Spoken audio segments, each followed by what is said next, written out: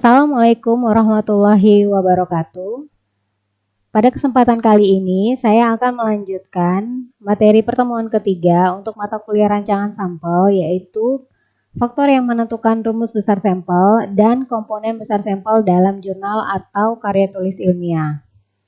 Adapun sub pokok bahasan yang akan kita bahas pada pertemuan kali ini, yaitu yang pertama, kita akan membahas mengenai jenis pertanyaan penelitian. Selanjutnya, kita akan membahas mengenai istilah yang nantinya akan kalian temui dalam mata kuliah rancangan sampel, yaitu skala pengukuran data, deskriptif, analitik, apa itu komparatif, berpasangan, dan tidak berpasangan.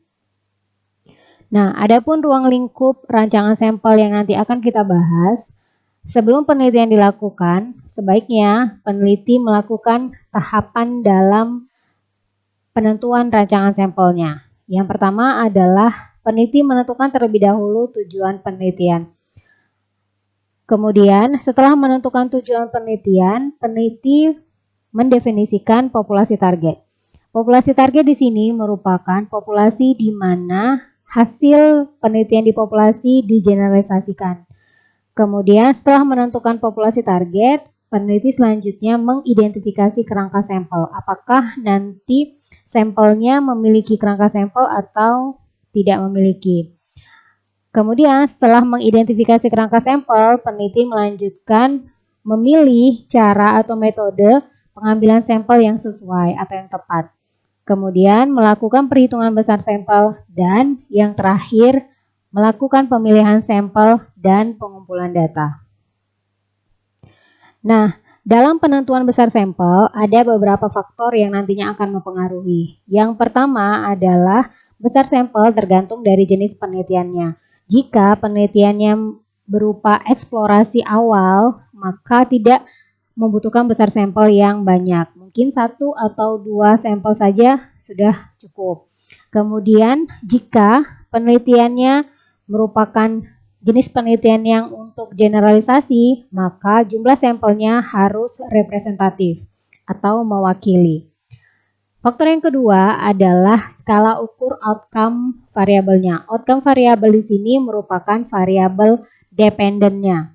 Jadi, skala ukur variabel dependennya ini apa?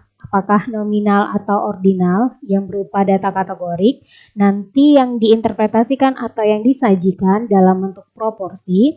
Kemudian apakah skala ukurnya interval atau rasio yang berupa data numerik yang akan disajikan nanti hasilnya dalam bentuk mean atau rata-rata dan standar deviasi atau simpangan bakunya.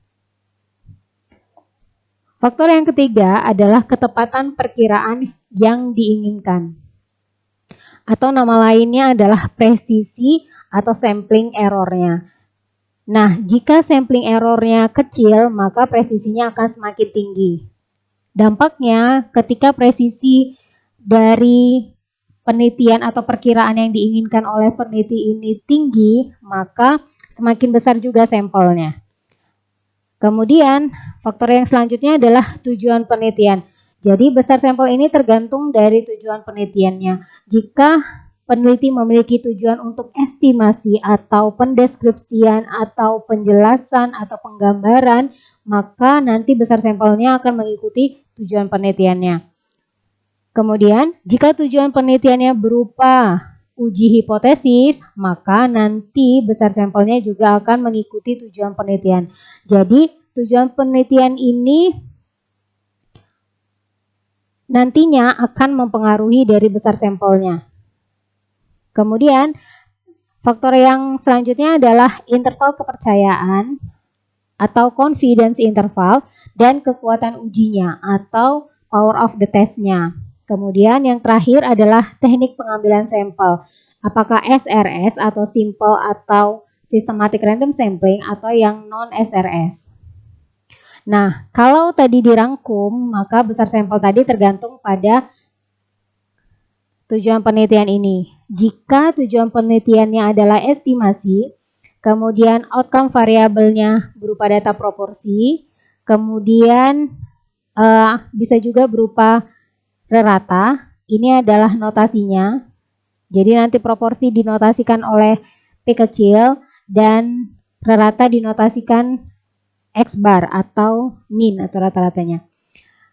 Ini di dalam estimasi tidak ada ukuran dampak, kemudian tidak ada kekuatan uji karena tujuan penelitiannya hanya untuk mengestimasikan, memperkirakan, menjelaskan, menggambarkan, mendeskripsikan. Jadi dia tidak memiliki ukuran dampak dan kekuatan uji. Nanti cara penarikan sampelnya bisa acak sederhana atau SRS tadi dan yang kompleks sampel atau yang non SRS. Nah, kemudian jika tujuan penelitiannya adalah uji hipotesis untuk dua sampel, maka nanti outcome variabelnya bisa beda proporsi jika datanya kategorik dan beda rata jika datanya numerik. Ini adalah notasinya. Jadi kalau beda proporsi ini adalah P1 minus P2 karena tadi ada dua sampel. Kemudian untuk beda rata adalah rata-rata 1 minus rata-rata 2 atau X bar 1 minus X bar 2. Ukuran dampaknya di sini untuk beda proporsi bisa dalam bentuk odds ratio atau OR dan relative risk atau RR. Nanti selang kepercayaannya bisa dipilih, bisa ditentukan oleh peneliti. Peneliti mau berapa selang kepercayaannya. Nanti ini selang kepercayaan akan terkait dengan alfa atau tingkat kemaknaan atau tingkat kesalahan. Kemudian nanti kekuatan ujinya bisa dipilih dan nanti cara penarikan sampelnya mau acak sederhana atau kompleks sampel. Nah, kita lanjut ke jenis pertanyaan penelitian. Nanti jenis penelitian dibagi menjadi dua, yaitu yang non-desain khusus dan yang desain khusus. Nanti yang akan banyak kalian gunakan adalah jenis penelitian yang non-desain khusus. Kalau yang desain khusus ini adalah yang diagnostik atau prognostik gitu ya. Kemudian kesintasan atau yang survival ini biasanya tingkatannya lebih tinggi dibanding yang non-desain khusus. Nanti untuk yang non-desain khusus ini dibagi menjadi dua lagi. Yang berupa deskriptif atau yang jenis penelitian yang analitik. Jadi kalau deskriptif tadi dia hanya untuk mengestimasikan, untuk menggambarkan, untuk menjelaskan gitu ya. Bisa untuk data kategorik nantinya dan data numerik. Kemudian untuk analitik karena dia melakukan pengujian hipotesis, nanti jenis datanya bisa berupa kategori-kategorik. Ini artinya variabel independennya kategorik, variabel dependennya adalah kategorik. Nanti bisa menggunakan yang berpasangan atau tidak berpasangan. Kemudian untuk yang kategorik numerik juga sama. Nanti ada yang untuk berpasangan dan ada yang tidak berpasangan. Dan yang terakhir adalah untuk yang numerik dan numerik. Nah, desain non khusus di sini tadi kan dibagi menjadi dua, yaitu deskriptif dan analitik. Deskriptif ini tujuannya untuk mendeskripsikan, menjelaskan, menggambarkan. Kalau datanya kategorik berarti dia mendeskripsikan proporsi. Kalau datanya numerik berarti dia mendeskripsikan rata-rata. Jadi dari suatu variabel tadi. Kemudian desain jenis yang kedua itu adalah analitik. Nah, analitik ini kita tujuannya untuk mengetahui hubungan atau korelasi antar variabelnya. Nanti akan dicontohkan. Nah, ini adalah contoh dari jenis penelitian yang deskriptif. Yang pertama, contohnya adalah kita ingin mengetahui prevalensi kejadian obesitas pada anak di Kabupaten Ogan Ilir. Nah, jadi tujuannya di sini hanya ingin mengetahui prevalensi saja. Kalau prevalensi berarti sudah dipastikan bahwa datanya adalah kategorik. Kemudian yang kedua, misalkan tujuan penelitian kita ingin mengetahui rata-rata tekanan darah prokoaktif di Kecamatan Kemuning. Maka di sini kita hanya ingin mengetahui atau menjelaskan atau mendeskripsikan saja rata-rata tekanan darahnya. Kita tidak ingin mengetahui apakah ada perbedaan tekanan darahnya sebelum dan sesudah diberikan intervensi misalkan. Namun penelitian kita hanya ingin menjelaskan saja, maka dia termasuk ke dalam jenis penelitian yang deskriptif. Nah, bagaimana dengan analitik? Analitik ini tujuannya kita ingin mengetahui hubungan, korelasi, perbedaan, dan lain sebagainya. Jadi kita ingin, contohnya di sini adalah kita ingin mengetahui hubungan antara pola asuh ibu dengan kejadian stunting. Jadi pola asuh ibu ini adalah data kategorik dan kejadian stunting ini adalah data kategorik. Maka di sini nanti yang digunakan adalah yang rumus besar sampel untuk 2 proporsi. Kemudian contoh yang kedua adalah mengetahui determinan kejadian stroke. Jadi kita ingin mengetahui apa saja sih faktor yang mempengaruhi dari kejadian stroke itu. Apakah kurang aktivitas fisik, kurang konsumsi serat, konsumsi tinggi garam, dan lain sebagainya. Nah, di sini tujuannya untuk mengetahui hubungan, maka dia termasuk ke jenis penelitian yang analitik. Nah, sekarang kita lanjut ke skala pengukuran data. Skala pengukuran data, sebagaimana yang kita ketahui ada 4, yaitu yang pertama adalah nominal, skala ukur yang nominal, kemudian yang kedua adalah, ini yang paling rendah, kemudian yang kedua adalah ordinal, kemudian selanjutnya ini adalah interval, dan yang terakhir adalah rasio. Jadi yang nominal ini adalah skala ukur yang paling rendah, sementara untuk yang rasio ini adalah skala ukur yang paling tinggi.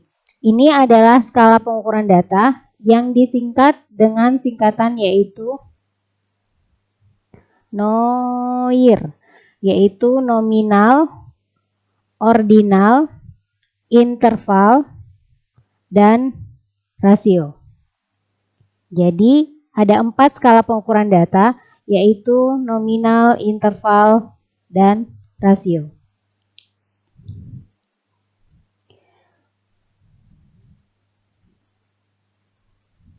Oke, kemudian kita masuk ke contoh dari penerapan skala ukur data. Misalkan kita punya data kategorik dan kategorik. Contohnya adalah hubungan antara kebiasaan cuci tangan pakai sabun pada ibu dengan kejadian diare pada balitanya. Nah, untuk kebiasaan cuci tangan pada ibu ini merupakan variabel independen, variabel yang mempengaruhi. Sementara kejadian diare ini adalah variabel dependen atau variabel yang dipengaruhi. Jadi kalau hubungan antara kebiasaan cuci tangan pakai sabun dengan kejadian diare, maka kebiasaan cuci tangan pakai sabun ini merupakan variabel independen dan kejadian diarenya adalah variabel dependen. Jadi variabel yang pertama muncul ini adalah variabel independen, ya. Yang terakhir munculnya adalah variabel dependen karena dia mempengaruhi dan dipengaruhi. Oke. Nah, karena datanya berupa data kategorik, maka pendekatan yang digunakan adalah pendekatan analitik. Kenapa? Karena dia tujuannya adalah untuk mengetahui hubungan. Jadi makanya pendekatannya adalah pendekatan analitik. Rumus besar sampelnya adalah rumus besar sampel untuk uji hipotesis beda 2 proporsi. Kenapa beda 2 proporsi? Karena outcome-nya ada 2. Yang pertama kejadian diare yang iya dan kejadian diare yang tidak. Kemudian analisis datanya nantinya akan menggunakan analisis data yaitu uji chi-square. Jadi yang dibaca adalah uji chi-square atau chi-kuadrat. Nah, ini adalah untuk contoh dari skala data yang kategorik dan kategorik. Kemudian bagaimana dengan contoh untuk skala data yang kategorik dan numerik? Misalkan kita ingin mengetahui perbedaan rata-rata kadar Hb ibu hamil antara kelompok perlakuan dan kelompok kontrol. Nah, di sini ada variabel independen dan ada variabel dependennya. Variabel independennya di sini berupa data kategorik, yaitu kelompok perlakuan dan kelompok kontrol. Kemudian variabel numeriknya di sini adalah kadar Hb ibu. Jadi di sini kelompok perlakuan dan kelompok kontrol ini merupakan individu yang berbeda. Makanya dia disebutkan sebagai independen. Nah, nanti rumus besar sampelnya itu akan menggunakan rumus uji hipotesis untuk dua rata-rata populasi. Mengapa uji hipotesis? Karena tujuan penelitiannya untuk mengetahui perbedaan rata-rata.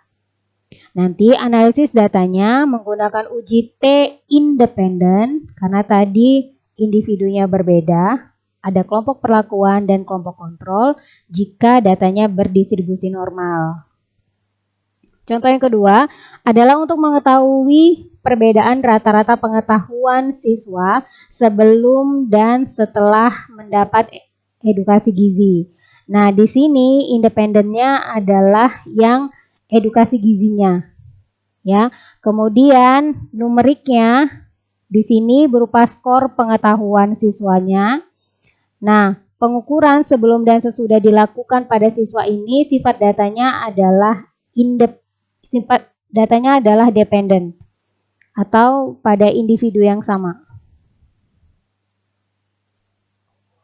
Nah, baik, sekarang kita lanjut ke contoh dari skala ukur data yang kategorik dan numerik. Yang pertama, misalkan tujuan penelitian kita ingin mengetahui perbedaan rata-rata kadar Hb ibu hamil antara kelompok perlakuan dan kelompok kontrol. Nah, di sini mana yang data kategorik? Data kategoriknya adalah yang kelompoknya, karena ada dua kelompok, yaitu kelompok perlakuan dan kelompok kontrol. Kemudian data numeriknya yang mana? Yaitu kadar Hb ibu hamilnya. Jadi di sini ada data kategorik dan data numerik. Nah, di sini ada kelompok perlakuan dan kelompok kontrol. Nah, kelompok perlakuan dan kelompok kontrol di sini merupakan individu yang berbeda. Makanya datanya disebut dengan independen. Kemudian rumus besar sampelnya adalah rumus besar sampel untuk uji hipotesis dua rata-rata populasi.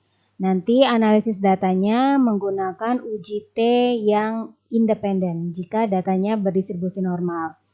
Nah, contoh yang kedua adalah mengetahui perbedaan rata-rata pengetahuan siswa sebelum dan setelah mendapat edukasi gizi.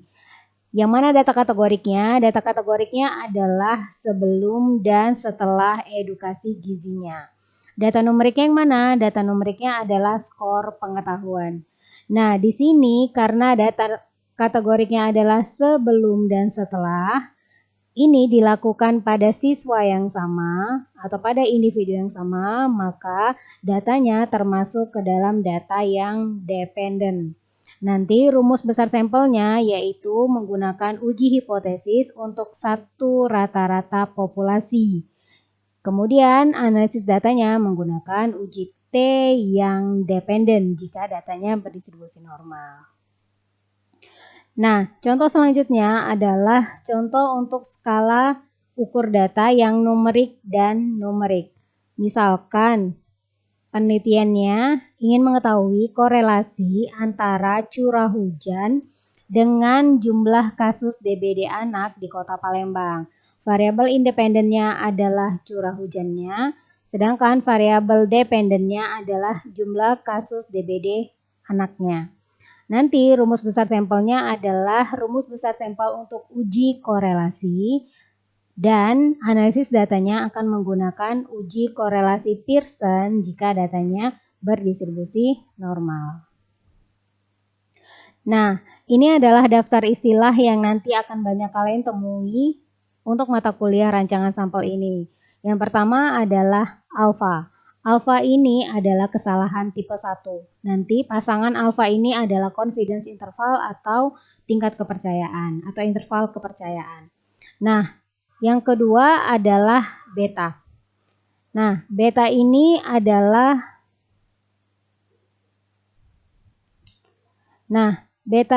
adalah tingkat kesalahan tipe 2. Nanti beta ini akan sangat berkaitan dengan yang namanya adalah power of the test atau kekuatan uji dilambangkan dengan 1 minus beta. Kemudian nanti juga kalian akan mendapatkan yaitu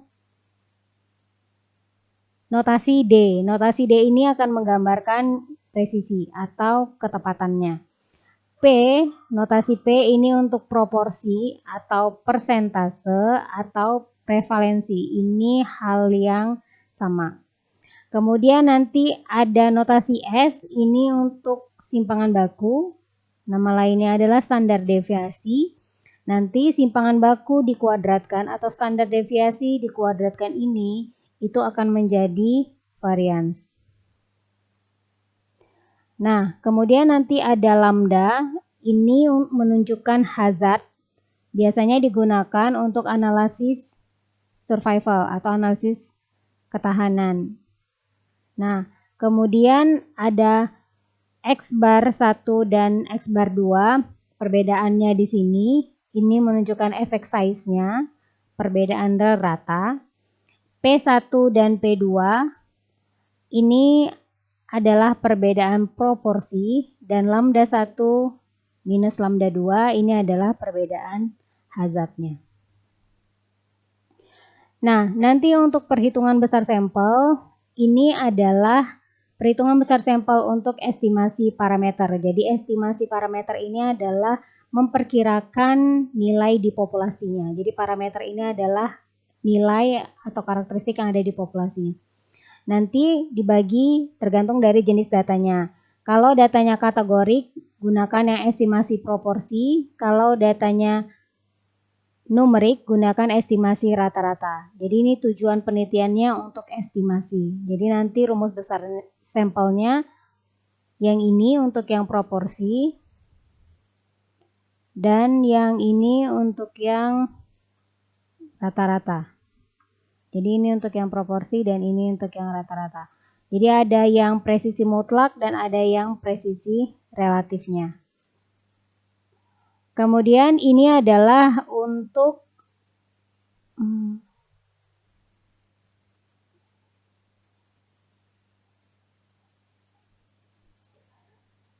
Nah, ini adalah perhitungan besar sampel untuk uji hipotesis.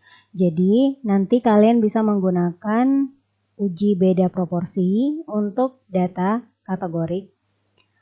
Kemudian uji beda rata-rata yang independen, individu yang berbeda, dan uji beda rata-rata yang paired atau yang berpasangan, individu yang sama.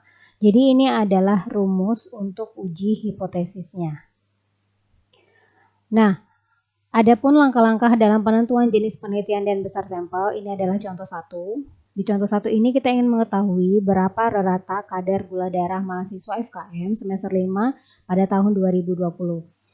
Ada 6 langkah. Langkah yang pertama kita tentukan terlebih dahulu apakah penelitian ini termasuk desain khusus atau non khusus. Dia termasuk desain non khusus, hanya observasi gitu ya. Kemudian langkah yang kedua adalah menentukan apakah deskriptif atau analitik. Karena dia hanya ingin mengetahui rata kadar gula darah mahasiswanya, maka dia jenis penelitiannya adalah deskriptif. Kemudian yang ketiga yaitu skala pengukuran datanya. Nah, ini datanya berupa kadar gula darah, maka skala pengukurannya adalah numerik. Nanti penyajian datanya menggunakan rata. Yang keempat adalah menentukan apakah dia berpasangan atau tidak berpasangan. Karena pada masing-masing mahasiswa, maka dia tidak berpasangan. Kesimpulan dari jenis penelitiannya adalah deskriptif, data, numerik. Nah, perhitungan besar sampelnya nanti menggunakan estimasi rata-rata. Jadi deskriptif kita gunakan besar sampel tujuannya untuk estimasi dan rata-rata karena datanya numerik. Contoh yang kedua, kita ingin mengetahui apakah terdapat perbedaan kadar trombosit antara subjek yang menderita DBD yang diberikan jambu klutuk dengan jambu Bangkok. Misalkan, langkah yang pertama, kita tentukan terlebih dahulu desain penelitiannya. Apakah desain khusus atau non khusus? Dia non khusus. Kemudian deskriptif atau analitik, karena dia ingin melihat perbedaan kadar trombosit antara subjek yang diberikan jambu klutuk dengan yang jambu Bangkok, maka dia termasuk jenis penelitian yang analitik. Kemudian skala pengukuran datanya. Di sini dia menggunakan numerik kategori. Kenapa? Numeriknya di sini menunjukkan kadar trombositnya. Kategoriknya adalah jenis jambunya, jambu klutuk dan jambu Bangkok. Jadi nanti ada dua kelompok subjek nih. Subjek yang diberikan jambu klutuk dan subjek yang diberikan jambu Bangkok. Maka datanya berupa tidak berpasangan. Itu ya, jadi dua kelompok yang berbeda. Jadi jenis penelitiannya apa? Jenis penelitiannya adalah analitik dan yang numerik kategorik tadi. Ya. Maka perhitungan besar sampelnya menggunakan uji hipotesis dua rata-rata populasi. Nah, ini contoh untuk yang kedua. Nah, selanjutnya adalah komponen besar sampel dalam jurnal atau makalah ilmiah. Biasanya besar sampel ini letaknya di mana kalau di jurnal atau di karya tulis ilmiah? Letaknya adalah di bagian metode. Jadi, nanti ketika kalian membaca jurnal, kalau kalian lihat bagian metodenya, itu ada keterangan besar sampelnya, gitu ya. Nah, ini adalah uraian yang wajib ada pada bagian metode dalam jurnal ataupun dalam karya tulis ilmiah lainnya. Menurut Sastro Asmoro dan Ismail tahun 2011.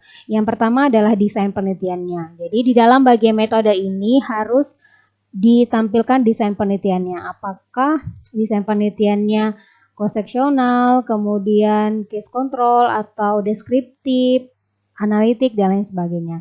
Yang kedua, tempat dan waktu penelitiannya. Penelitian ini dilaksanakan di mana, kemudian dalam kurun waktu berapa lama. Sumber datanya dari mana, apakah data primer, data sekunder, dan lain sebagainya. Kemudian penentuan populasi targetnya, populasi terjangkaunya siapa, sampelnya, cara pemilihan sampelnya, dan besar sampelnya.